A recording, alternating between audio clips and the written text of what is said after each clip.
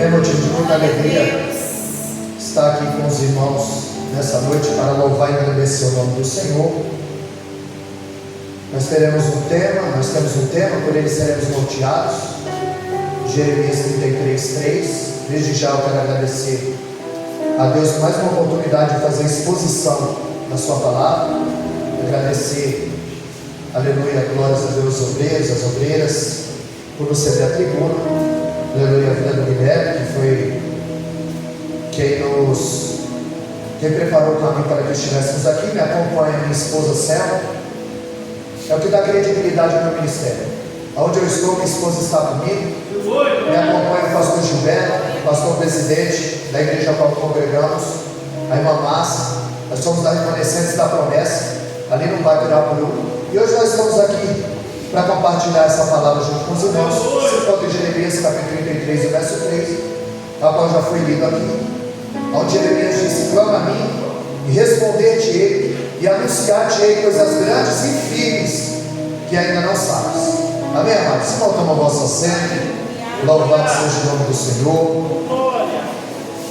Nós sabemos que Jeremias, ele foi a última voz que Deus levantou para chamar o povo ao arrependimento. Quando Jeremias profere essas palavras, ele está no caça. E o texto diz que a segunda vez veio a palavra ao profeta Jeremias. E ele estava dizendo: clama a mim e responder-te-ei e anunciar-te-ei coisas grandes e firmes que ainda não sabes. O apóstolo Paulo, em 1 Coríntios capítulo 2, verso 9, ele diz que aquilo que o homem não viu, o ouvido não ouviu, e nem subiu ao coração do homem, é aquilo que Deus tem preparado para aqueles que o amam. Isaías 64, 4. E desde a antiguidade não se ouviu, nem com os ouvidos se percebeu um Deus além de ti, que trabalha para aqueles que nele esperam. Aleluia! A princípio, Jeremias ele queria fugir do seu chamado. Quando nós lemos Jeremias capítulo 7, verso 3, ele exorta o povo dizendo: melhorai os vossos caminhos e melhorai as vossas obras. A mensagem de Jeremias só tinha uma linha: melhorai os vossos caminhos e melhorai as vossas obras. Quando Jeremias aparece no cenário, no 13º ano do reinado do rei Josias, nós sabemos que Ilquias, o pai de Jeremias, era o sacerdote que servia ao Senhor no santuário. E a Bíblia diz que o povo estava em total depravação. Havia muita idolatria dentro de Israel. O povo estava em desobediência, mergulhado no oceano de idolatria e ambição. Eles estavam submersos em seus pecados e delitos. Quando Deus levanta o rei Josias, ele manda fazer uma reforma no templo. E a Bíblia diz em 2 Crônicas, capítulo 34, verso 15, que Ilquias vai fazer uma faxina no templo, o pai de Jeremias, junto com o escrivão Safã. E vai dizer a Bíblia que quando eles começaram a fazer uma faxina milimétrica dentro do templo, eles acharam o livro da lei. Se eles acharam, é porque eu estava perdido. E aonde? Dentro do templo. E não tem muito tempo que o livro está perdido. Tem muito tempo que a palavra não é mais a prioridade. E nós medimos a temperatura de uma igreja pelo tempo que ela passa em oração e com a palavra. Jeremias a princípio ia fugir do seu chamado, porque o sacerdote já sabia o que fazer, conhecia todo o ritual e a liturgia. Ele vivia no santuário, o profeta vivia no meio do povo. O sacerdote, ele instruía o povo, ensinava a lei. O sacerdote examinava os leprosos, acendia o incensário, oferecia sacrifícios a Deus. O sacerdote recebia do povo e entregava para Deus. O profeta entregava de Deus, recebia de Deus e entregava para o povo. Então o cargo de profeta não era fácil. Quando o profeta entrava em ação, quando a lei era negligenciada, quando faltava instrução ao povo, então o profeta ele entrava em ação. Nós vemos que aqui o livro estava perdido no tempo. A palavra não era mais a prioridade. Quando nós lemos Lucas capítulo 3, verso 2, A Bíblia diz que sendo Anás e Caifás, o sumo sacerdote, veio a palavra de Deus a João no deserto. O que a palavra está fazendo no deserto?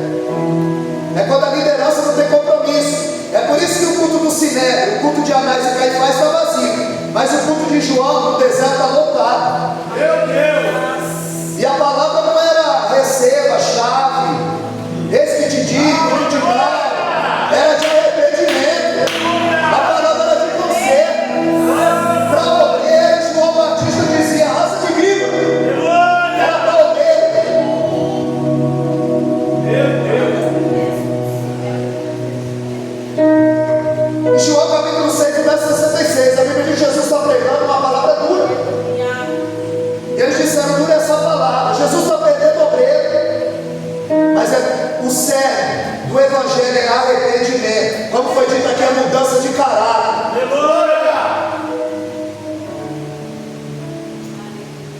O pregador era bom. Jesus, a palavra era boa. O coração do povo era bom. Meu Deus! Ele dizia: quem pode ouvir essa palavra e quer ir com eles? Em João 6,68 ele diz: para onde iremos nós? Se só tu tens palavra de vida eterna, só tu tens palavra de conselho. A Bíblia diz em 1 Coríntios 14:13 que quando a palavra vem, ela exorta, edifica e consola. Meu Deus! E muitas vezes nós dizemos: essa palavra é dura, aí não, fulano não veio hoje. Não, eu só falo porque está presente. É para mim, é para você. Você sabe que pão e peixe Deus dá para a multidão, mas a ceia Ele seleciona. Deus selecionou nessa noite. Deus selecionou nessa noite. Quando eu leio 1 Samuel, capítulo 13, verso 1, a Bíblia diz que a palavra era escassa e a visão não era contínua. A liderança não tinha visão, a liderança não dava prioridade à palavra. É por isso que em 1 Samuel, capítulo 13, verso 8, pela terceira vez, quando Deus chama o menino Samuel, e nota que Moisés demorou 80 anos para ouvir a voz de Deus, Samuel começa a ouvir a voz de Deus com 12 anos. E tem gente que não está ouvindo a voz do pastor e diz que está ouvindo a voz de Deus. Não está ouvindo a voz da esposa e diz que está ouvindo a voz de Deus. Aí não ouve a voz da esposa e diz que está ouvindo a voz de Deus.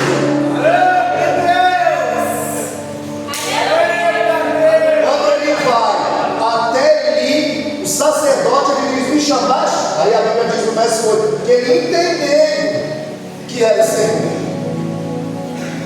Ele conhece o Senhor, mas já não ouve mais. Tem muita gente que diz que conhece, mas não ouve mais, não obedece mais. Meu Deus! Jeremias, a princípio, quer resistir ao seu chamado. Ele queria ser sacerdote, era um nepotismo. Filho de sacerdote era sacerdote, o filho do rei assumia o trono. Havia um nepotismo, passava de pai para filho. E quando o meu amado irmão falou aqui sobre Davi, ali não teve nepotismo. Quem deveria assumir o trono após Saul era Jonas. Porque Jonas tinha as características humanas, mas as características divinas quem tinha era Davi. Tanto que em 1 Samuel, capítulo 18, verso 6, a Bíblia diz que quando Jonas se encontra com Davi, Jonas dá para Davi a coroa, o cetro, a espada, o escudo do Ciro. Porque Jonas viu em Davi que o pai dele nunca foi e o que ele nunca seria, o rei de chamado.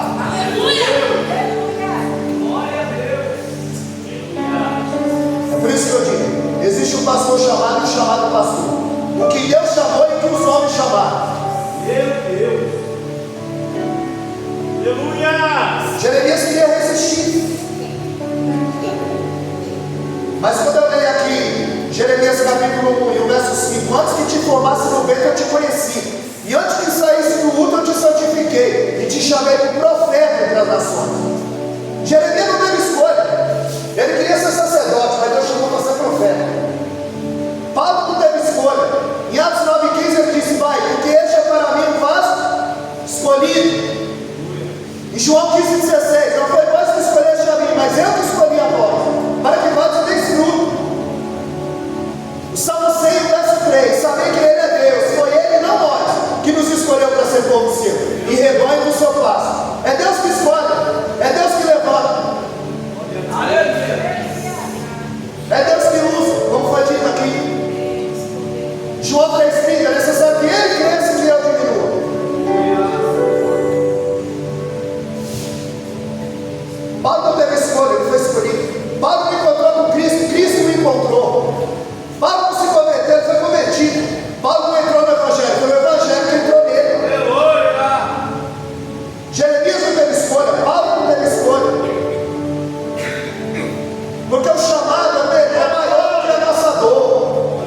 chamado é maior do que o nosso sofrimento. Aleluia. Ele chama e capacita. Filipenses 1,6: aquele que começou em vós a boa obra, ele é fiel para aperfeiçoar. Ele chama, capacita e dá ferramenta. Em Atos 13: e disse o Espírito Santo: separai para mim Barnabé e Saulo para a obra que nos deu chamado.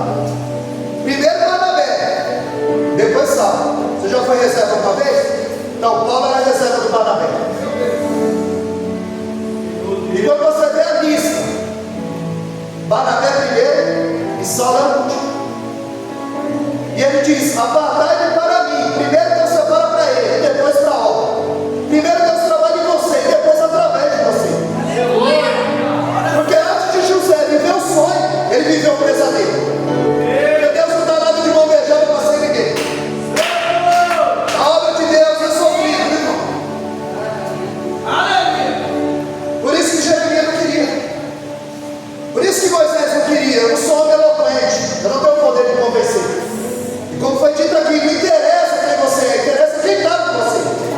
Interessa quem te chamou. Gideão disse: eu sou o menor da minha casa, a minha família é mais pobre. Deus não está preocupado com isso.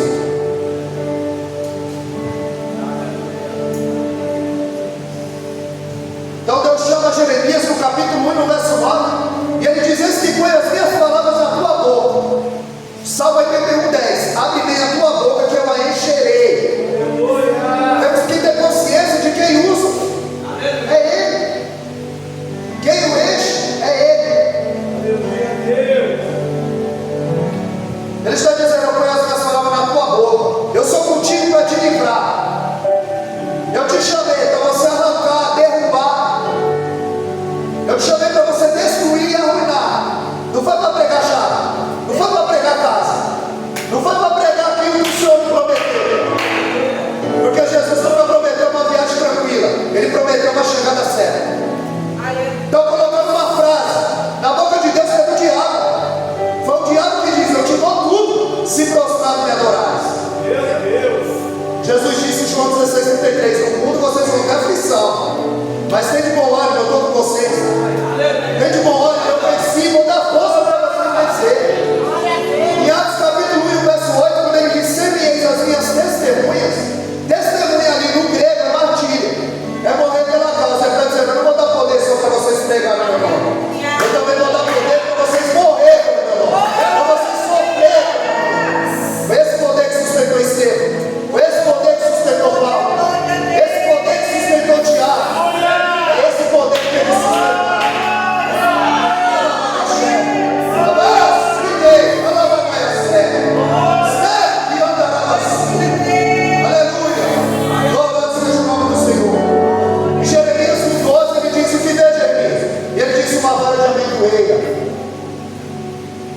Amendoeira é a árvore que floresce mais rápido.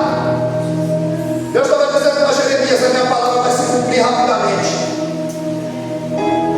Porque Deus, ele tem pressa.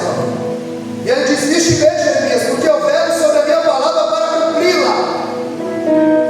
Porque quando o homem fala, está falido, mas quando Deus fala, está falado e acabou. Jeremias, ele tinha duas paixões: Deus e o povo. Jeremias sabia que o castigo era iminente. Em Jeremias capítulo 2, verso 2, ele diz: lembra do amor de Deus por vocês no deserto. Ele estava vendo a possibilidade do povo voltar a ser escravo novamente em terra estranha, por causa da desobediência.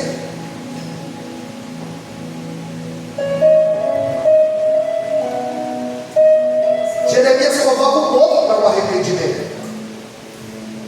Jeremias 33:3, ele está no cárcere, quando Deus está dizendo: clama a mim.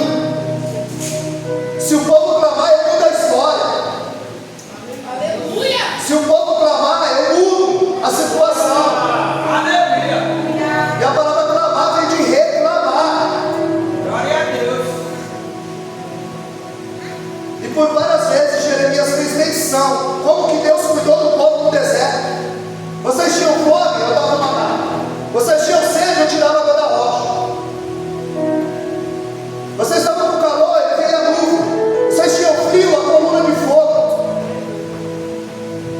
Jeremias 104. Eles tiraram a confiança de Deus e colocaram a confiança no tempo. Eu sou da Assembleia de Deus Pai de Barros. Colocaram a confiança no tempo. E eles diziam: o tempo do Senhor, o tempo do Senhor.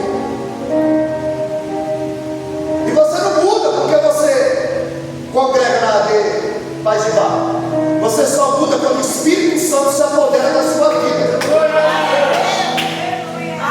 O povo colocou a confiança no tempo. Jeremias 7,18. Deus disse: os filhos apanham a lenha, os pais acendem o fogo, as mães amassam a farinha e oferecem bolos à rainha do céu, para me acender a ira. Porque Efésios 4,30, a Bíblia diz: não entristeçais o Espírito Santo de Deus. O Espírito Santo de Deus tem ciúmes de você. Não entristeça. Jeremias 2,13, ele diz: o povo fez duas maldades, deixaram a mim manancial de água viva e cavado para si cisterna rota, que não pode reter as águas.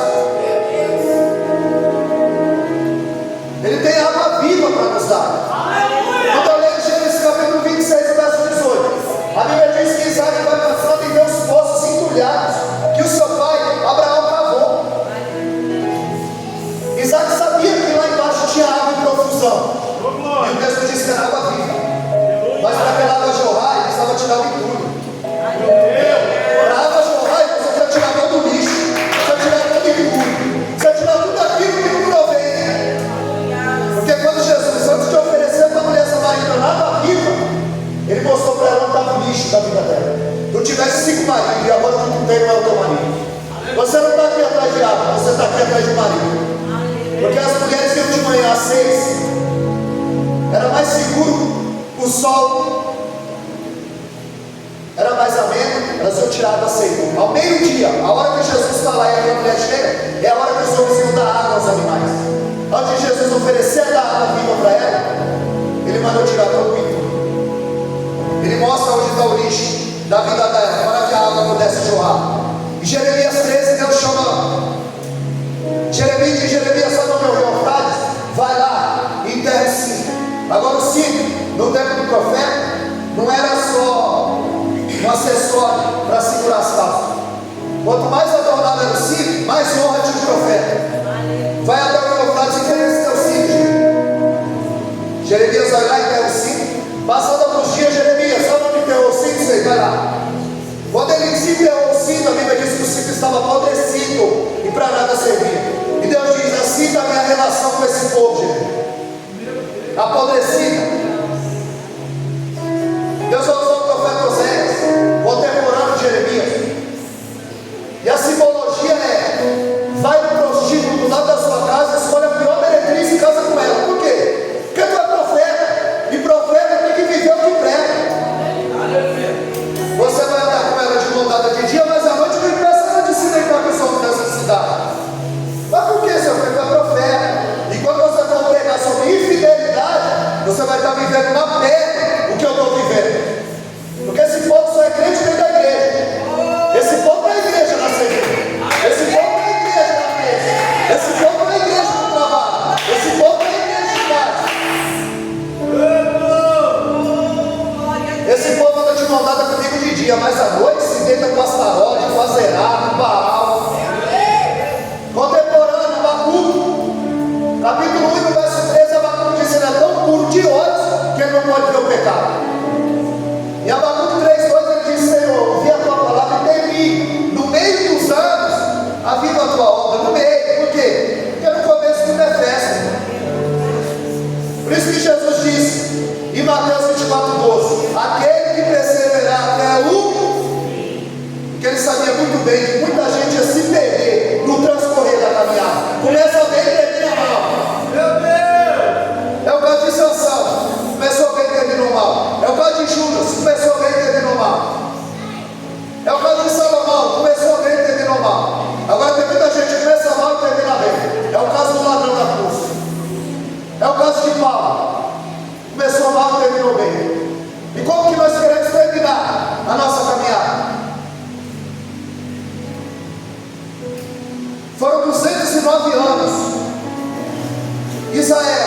teve 19 reis, 8 dinastias, e nenhum andou conforme a palavra do Senhor.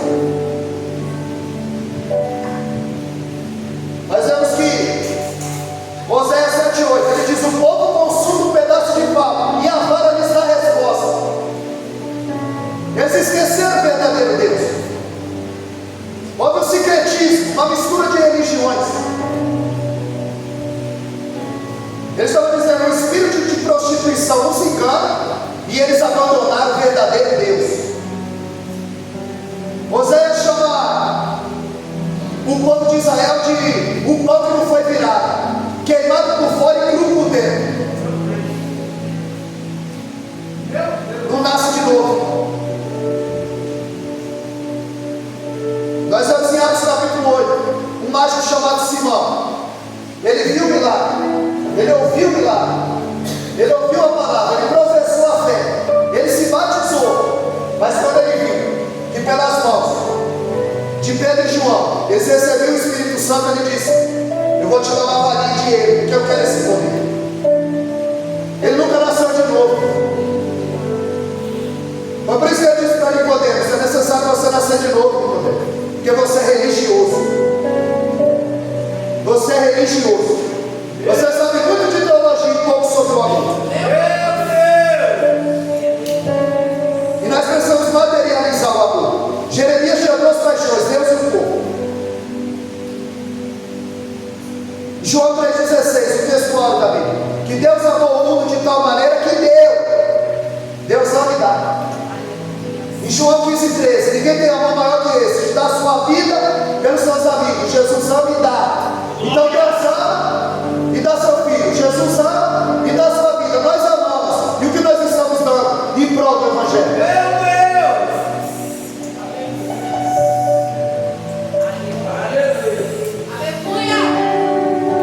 O profeta acusava o povo de hipocrisia religiosa. O culto era meramente formal, ou seja, estava cheio de gente vazia. E Amós 5,23, o Amós vai condenar essa hipocrisia religiosa. E Amós, o livro do profeta Amós 5,23, ele diz: afasta o estreme dos teus cantos. Deus não aguentava mais ouvir os tangentes, os instrumentos, porque o povo tinha culto, mas não tinha vida com Deus. O povo cantava hino, mas não adorava a Deus. Era um culto meramente formal.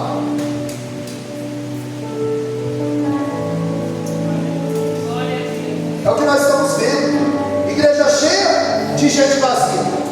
Todo mundo atrás de pão e peixe. Mas na ceia, o melhor, Deus seleciona. Chamou 12. As maiores revelações que Jesus deu foi para pouca gente. Foi no quarto fechado, à noite, que ele disse para Jeremias que Deus amou o mundo de tal maneira.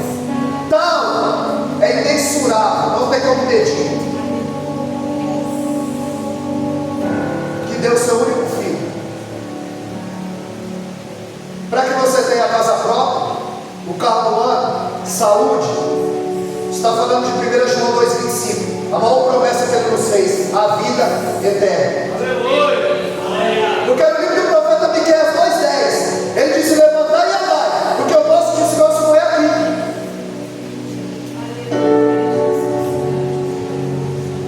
O povo tinha culto, mas não adorava a Deus. O povo cantava hinos, mas não adorava a Deus, não tinha vida com Deus. Em Atos 2,37, quando Pedro se levanta para pregar, o coração da multidão se derrete, cai como uma dinamite, porque antes dele falar de arrependimento, ele revelava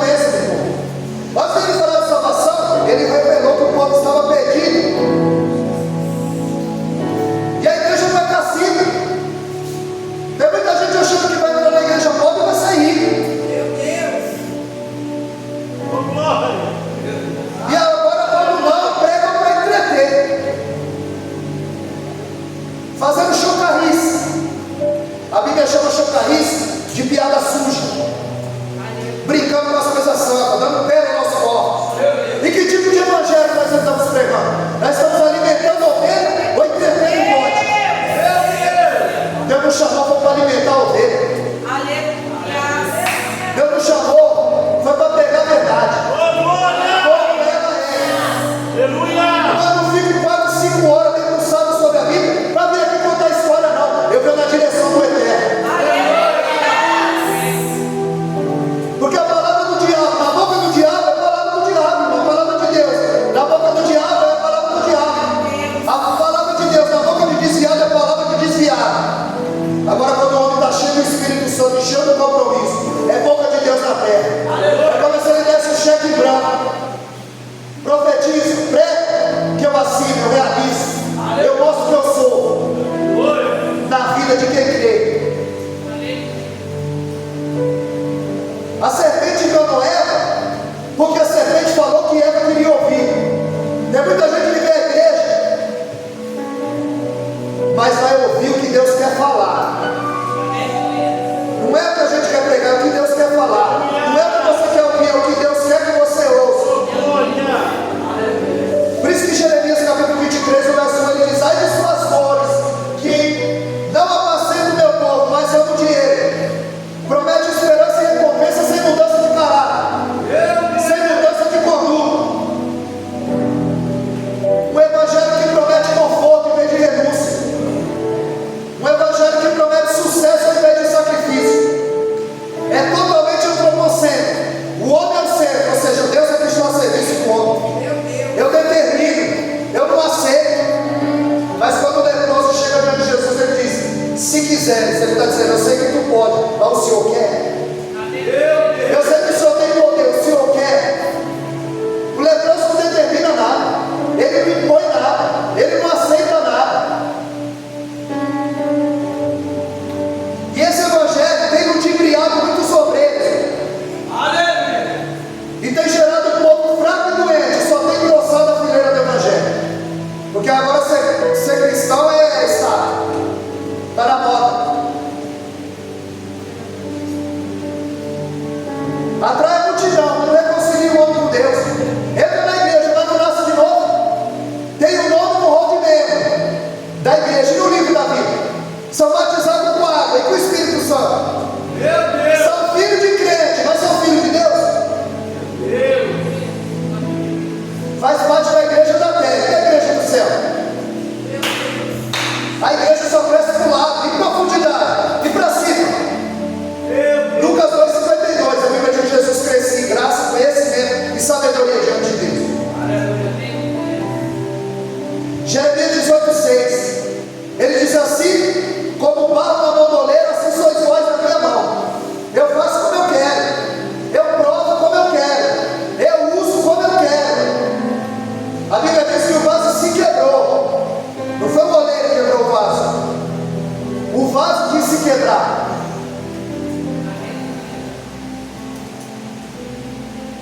Porque antes de Deus trabalhar, através de você, Ele vai trabalhar em você. Ele fez isso com o profeta Elias. E um dos maiores segredos para a gente entender melhor a Bíblia são os nomes das pessoas e da cidade. Ele diz: Elias, vai na Querite, você vai beber água lá e eu já ordenei aos povos. Aí Doma Chambre vai dizer que o povo entrava dentro do palácio de Jezabel, pegava as iguarias e levava para o profeta Elias. Porque Deus sabe cuidar do seu servo. Ele bebia a água do Querite e ele era alimentado pelo povo. A palavra Querite significa cortar no tamanho certo. Quando a água do ribeiro seca, ele diz: vai para Sarepta de Sidom, que eu já preparei uma viúva para cuidar de você. Sarepta de Sidom, fornalha ardente. E quando Jezabel se levanta contra Elias, ele foge para o deserto. Então Deus pega Elias, leva ele para Querite, bota no tamanho certo. Depois leva ele para Sarepta de Sidom, uma fornalha ardente. E depois leva ele para o deserto. Deus, ele corta você no tamanho certo, te põe na fornalha e depois te leva para o deserto. Aí você está apto para ser usado. Deuteronômio 8,3 diz que o deserto é para nos humilhar. É para mostrar que nós somos totalmente dependentes de Deus.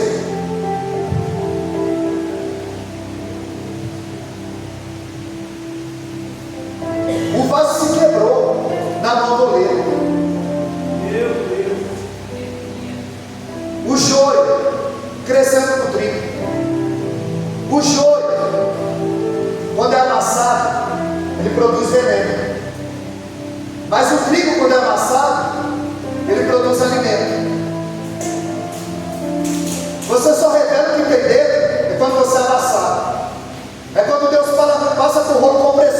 da gente. Aí a gente revela o que tem dentro. Porque o maior perigo não é quando você está sendo perseguido, é quando você está sendo elogiado, é quando você está sendo aplaudido.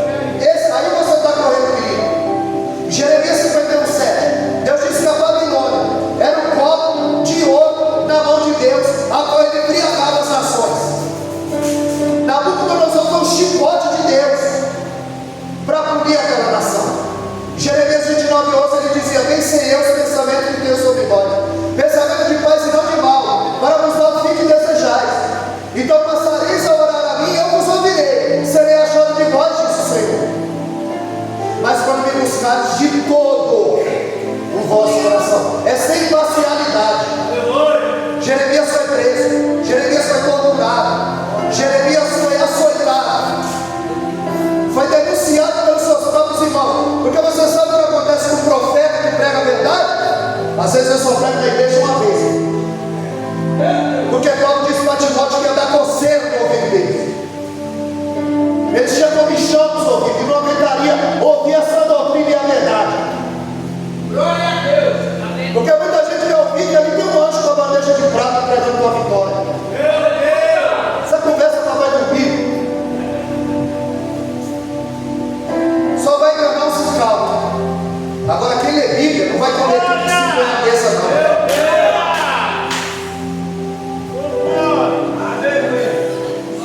O que espera o profeta que fala a verdade é isso aí: pedrada, perseguição, tortura, fecha a agenda. Olha para Micaías, que está faltando em nosso meio, é profeta igual Micaías. Porque o rei não ia para a batalha sem consultar Deus. E quando Atalia, a filha de Acabe, se casa com o filho de Josafá, eles fizeram uma aliança política. E ele disse: vamos para a guerra comigo, e eu vou. Então vamos consultar o Senhor. Manda chamar os profetas, os comprados, os funcionários do rei, que cobram para pregar. Esses são os funcionários do rei. Manda chamar. Quando chegava lá, só vitória, só bênção. Josafá está vendo aquilo ali, só chave, só casa, só porta aberta. Meu Deus. Não tem um aí que seja do Senhor? Tem, mas não pode vir. O nome dele é Micaías. Ele falou: então é esse, manda chamar. A Bíblia diz que quando Micaías chega, ele já toma um ferro com peixe, já toma uma bolacha e diz: olha, profetiza o bem. Está vendo que todo mundo está profetizando bem aí. O que o Senhor mandar, isso eu falei. Quando ele entra, ele diz: e aí, a gente vai para a guerra? Como é que é? Ele falou: se você for, eu vejo, olha, eu vejo Israel como ovelha sem pastor, todo mundo disperso. O Acabe falou: tá vendo? Ele não gosta de mim. Eu não falei, não profetizo bem para mim. Faz o seguinte: coloca ele lá no passe, dá para ele pão de angústia e água de amargura. Quando eu voltar, a gente conversa. Micaías falou: se você voltar, Deus não falou na minha boca. A Bíblia diz que quando chega na batalha, ele tira as vestes reais e coloca sobre Josafá, porque ele ouviu falar que era para pelejar só contra o rei. Mas quando está ressecado, Josafá clama a Deus, e Deus voltou para o amor do céu. É por isso que ele está dizendo: clama a mim e responder-te e anunciar-te ele. É coisa grande, filho, é coisa que nós não sabemos, é o sobrenatural. Ele clamou, Deus o livrou. A Bíblia diz que um flecheiro joga uma flecha ao erro, sem direção, e a flecha vai a Acabe e transpassa o coração do Acabe e ele não volta. Meu Deus. Porque Deus ele dá um cheque bravo na mão do homem de Deus, que ama em sinceridade com Deus. Deus ele estava estupefato com esse povo. Chegou um ponto de Jeremias, capítulo 20, verso 9, dizer: eu não vou mais pregar nesse nome, eu não aguento mais. Mas ele disse que aquilo foi como fogo dentro dele, e ele não conseguia deixar de pregar e falar do que ele tinha visto e ouvido, porque o chamado era maior do que o seu sofrimento. Meu Deus. E Deus disse: olha, não clama mais por esse povo, não jejua por esse povo, não intercede, porque eu não vou ouvir. Quando eu chego em Jeremias capítulo 15, verso 1, ali está Moisés e Samuel, ele diz: ainda que Moisés e Samuel tivessem no meio desse povo, minha alma não seria com esse povo. E quem é Moisés? O primeiro juiz.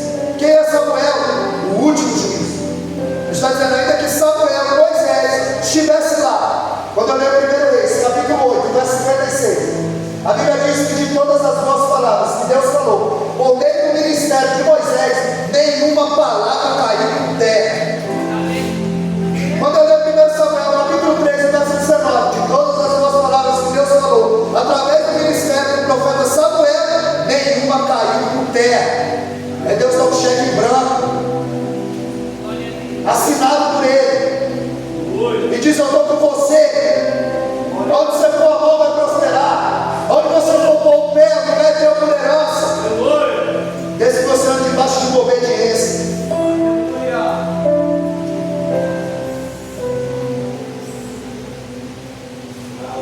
Não obedecer a Deus é como você pegar um voo errado. Você pode até apreciar a viagem, mas você vai lamentar o destino. Esse povo ia lamentar o destino, porque a sentença estava lavrada. O destino era o cativeiro.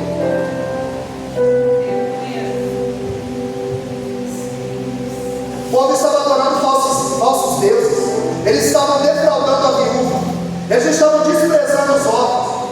E a Bíblia diz em Deuteronômio 10:18 que Deus é o Deus do órfão, da viúva, do estrangeiro e do pobre. Deus está dizendo que Ele é marido da viúva. Deus está dizendo que é o pai do órfão. Ele tem um cuidado todo especial com esse tipo de gente. E Ele conta comigo e com você. Porque Tiago 4,17 diz que quem sabe fazer o bem não faz, comete pecado. O pecado não é só fazer o mal, é deixar de fazer o bem. Tem hora, irmão, que você tem que orar, mas tem hora que você tem que meter a mão no bolso, porque Deus deu condição. Você quer saber como ser salvo? Leia as cartas de Paulo. Agora você quer saber como vive o salvo? Leia a carta de Tiago. Eu não posso ir na casa do meu irmão e dizer que Deus é bom se eu não levar o que é necessário para o alimento dele, para a veste dele. Ele vai dizer: eu creio, Deus é bom, mas as minhas crianças estão com fome, a minha barriga está vazia, a minha dispensa está vazia. Isso é evangelho. Isso é evangelho. Mateus 7,20. É pelo fruto que se conhece a árvore. Não é pelo que ele prega, não é pelo que ele canta, não é pelo que ele veste. É pelo fruto, é pela obra. Jeremias 7,4. Melhorai os nossos caminhos, melhorai as nossas obras. Está no teu alcance, faz.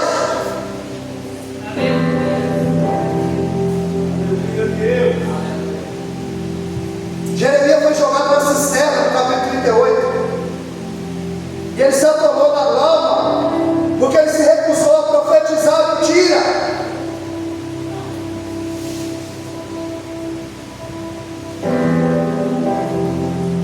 Jeremias,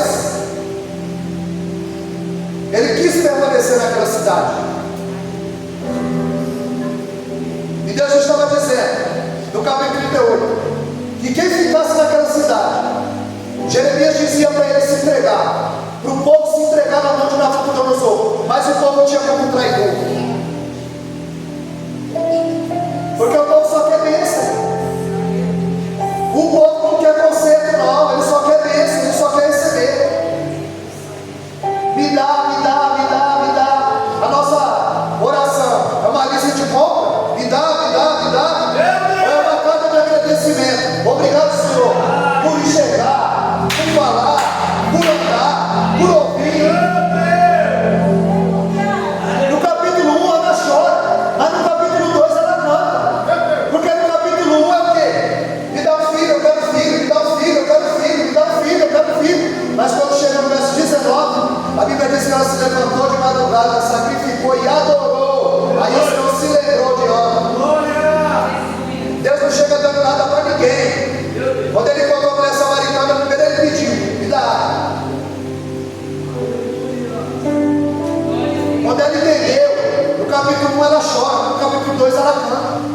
No capítulo 2, a partir do verso 6, ela diz: é o Senhor que abate, é o Senhor que exalta, é o Senhor que empobrece, é o Senhor que enriquece, é o Senhor que vai descer a sepultura, é o Senhor que vai subir a sepultura, é o Senhor que dá a vida, é o Senhor que tira a vida, é o Senhor que está no controle.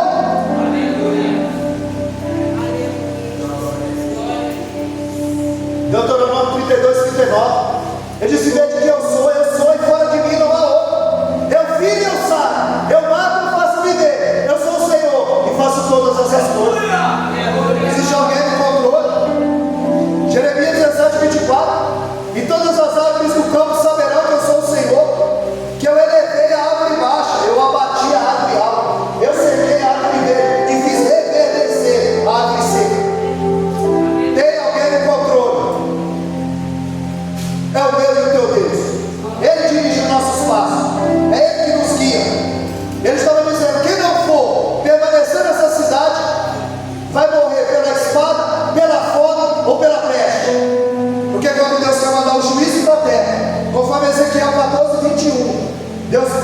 alguns juízos que envia sobre a terra: fome, peste e espada.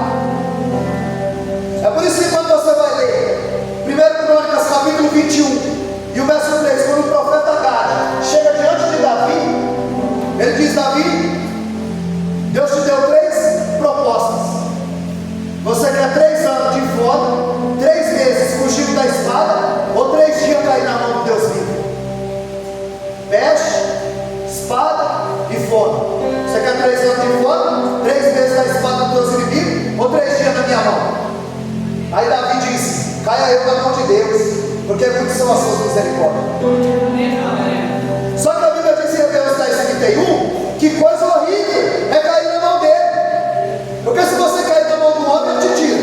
Se você cair na mão do diabo, ele te livra. E da mão dele? Meu Deus. A sentença estava lavrada.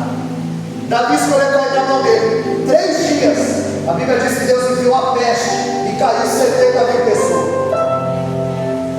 Porque tem muita gente pensando que Deus é bonzinho.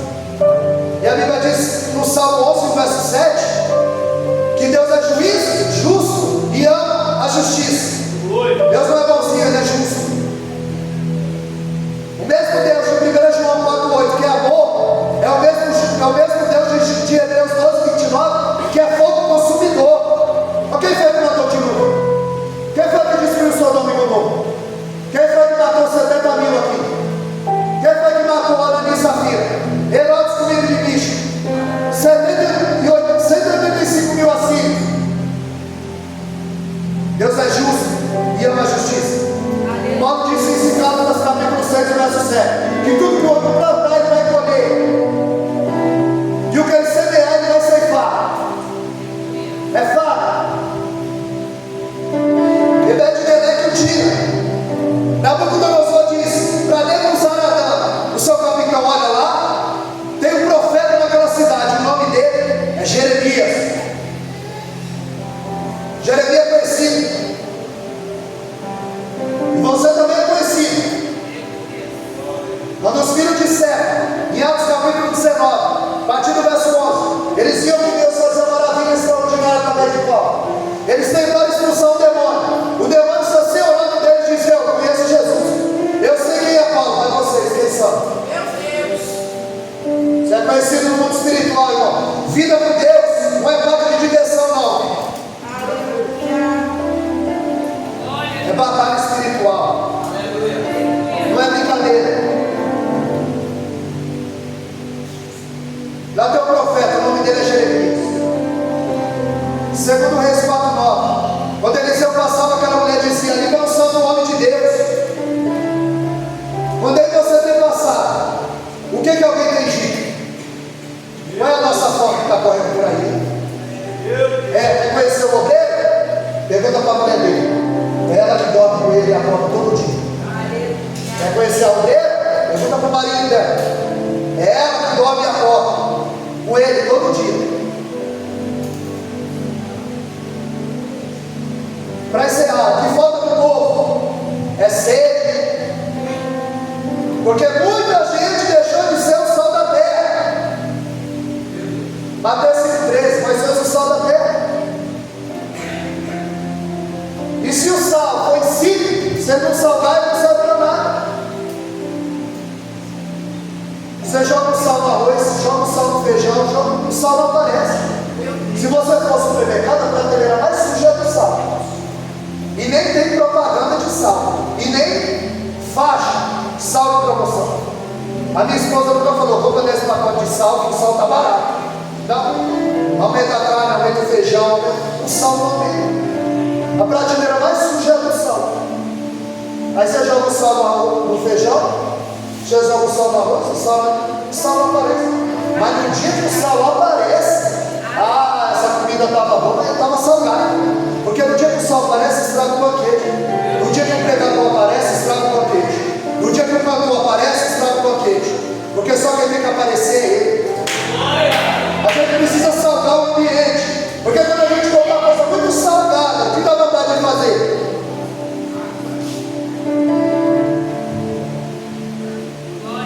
Beber água.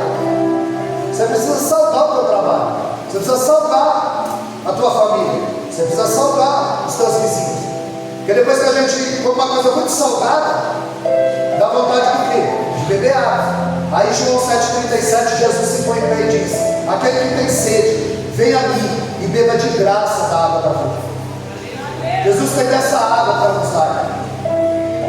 5,16, ele diz: vós sois a luz do mundo. Salmo 119, versículo 5: lâmpada para meus pés é a tua palavra e luz para o meu caminho. Você precisa ser farol alto ou farol baixo na vida de alguém. Você precisa dar direção na vida de alguém. Porque Jesus não disse: eu sou a videira e vocês são a videira. Eu sou a ressurreição e a vida e vocês são a ressurreição e a vida. Ele não disse: eu sou o pão que desceu do céu e vocês não. Ele disse em João 8,12: eu sou a luz do mundo. E no capítulo 9 ele prova que é a luz do mundo quando dá vista ao cego de nascença. Jesus disse em João 8,12: eu sou a luz do mundo. E disse em Mateus 5,16: vós sois a luz do mundo. Porque a igreja não tem luz própria. É o brilho de Jesus que reflete na igreja. O brilho de Jesus vai resplandecer no teu rosto. Jesus selecionou nessa noite. João 6,37: todo aquele que vier a mim de maneira nenhuma eu lançarei fora. Você não vai sair daqui de mão vazia. Você vai sair daqui levando a tua porção nessa noite. Que Deus possa guardar essa palavra no teu coração. Que os teus olhos, os teus ouvidos espirituais sejam abertos. E nós vamos ter prazer na lei do Senhor, de ouvir a sua palavra, de meditar na sua palavra. Nós vamos colocar a nossa vida no altar. Amém, amados? Senhor, agradeço a oportunidade. Que Deus te abençoe e a sua palavra em pregação. Glória a Deus. Aplauda Jesus essa noite.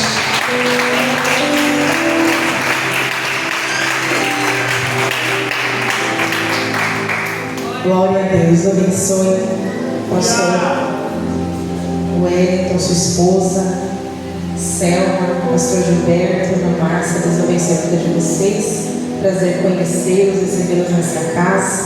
Glória a Deus. Aleluia. Você faltou no culto de doutrina terça? Aleluia. Ouviu a palavra